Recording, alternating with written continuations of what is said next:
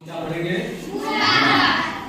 कल हम लोगों ने गुणा के विषय में बहुत सारी चीजें जानी, पहाड़ों को लर्न किया और जैसा कि हम लोगों ने देखा गुणा और जोड़ में क्या संबंध होता है, गुणा और जोड़ में क्या संबंध होता है आपने देखा, बात किया कि जैसे कल मैंने आप लोगों को बताया था कि 5 में अगर 6 का गुणा करना हो, इसका मतलब क्या होगा? 5 को हम 6 बार लिखकर क्या करते हैं? जोड़ देते हैं। यही जो है आपका गुणा होता है। जैसे ये 5 है, 5 में 6 का गुणा करना है ना, तो 5 5 5 5 5 1 2 3 4 5 और 1 1 6 हो गया कि नहीं हो गया? तो 5 को हमने क्या किया? 6 बार लिखा और लिख करके हम जोड़ देंगे इसको, तो यही आएगा आपका 30।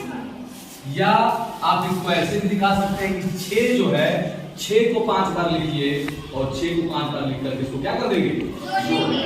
तो ये जो है गुणा और जोड़ का संबंध है। गुणा क्या है? समान अंक को, एक ही जैसे अंक को, यानी समान अंक को हम कई बार लिखकर जोड़ते हैं तो वही जो है एक क्या होता है? गुणा का फल। बात समझ में आ रही है? तो आज हम कुछ और चीजें देखेंगे। गुणा में हम आज देखेंगे 0 और 1 से जब किसी संख्या का गुणा करते हैं तो क्या परिणाम आता है। किसी भी संख्या में 0 का गुणा करेंगे, जैसे देखो 5 में हमें 0 का गुणा करना है तो उत्तर इसका हो जाएगा 0। 5 में 0 का गुणा करना है तो क्या हो जाएगा? 0। यह 0 की प्रॉपर्टी है, 0 का गुण है। अगर 0 को किसी भी संख्या में या किसी भी संख्या को 0 में अगर हम गुणा कर देते हैं तो हमारा गुणनफल यानी उत्तर जो है 0 आएगा। कितना आएगा? 0। बेटा ध्यान दो, जो चीज मैं समझा रहा हूं उसको समझ लीजिए, क्योंकि आपने देखा कि घटाना जब हम लोग सीख रहे थे तो घटाना में 0 में से हम कोई संख्या घटा रहे थे तो 0 का मूल्य क्या होता है? 0 का मूल्य शून्य, कुछ नहीं। 0 का मूल्य क्या होता है? कुछ नहीं। तो इस चीज को बेटा हम ध्यान देंगे। तो यहां पर देखिए, अब इसको अगर इसी रूप में विस्तारित करना हो, इसी रूप में इसको क्या करना हो?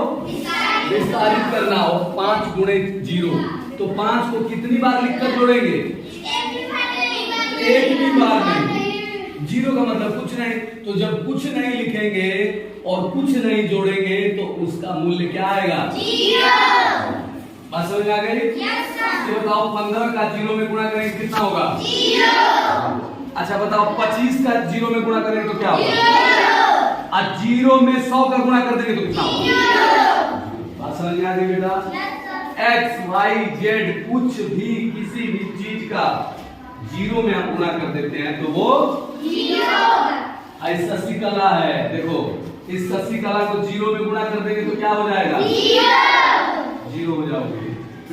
बात समझ में आ गई? तो ये है आपका जो है 0 की प्रॉपर्टी।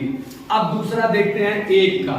किसी भी संख्या में, कोई भी संख्या, मान लीजिए यहां पर मैं 12 ले लेता हूं, कोई भी संख्या ले लेता हूं 12, और उसमें 1 की गुणा करते हैं। कितने का?